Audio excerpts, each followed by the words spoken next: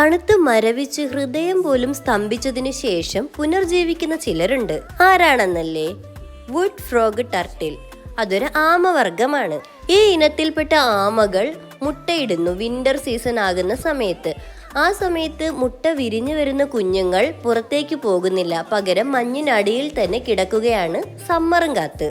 ഈ സമയം കൊണ്ട് അവരുടെ മുകളിൽ മൊത്തം മഞ്ഞുപാളുകളാൽ മൂടപ്പെടും. അവരുടെ ഹൃദയം നിലയ്ക്കും, ബ്ലഡ് പോലും കട്ട പിടിക്കും, അവർ ശ്വസിക്കുന്നു പോലുമില്ല. എന്നാൽ വിന്ററിൽ നിന്നും കാലാവസ്ഥ സമ്മറിലേക്ക് മാറുന്ന സമയമുണ്ട്. അത് കാത്തു കിടക്കുന്ന അവർ സമ്മർ ആകുന്ന സമയത്തേക്ക് മഞ്ഞുരുകാൻ തുടങ്ങുകയും അവരുടെ ബ്ലഡ് വീണ്ടും ഉരുകി നോർമൽ ആകുകയും ചെയ്യും.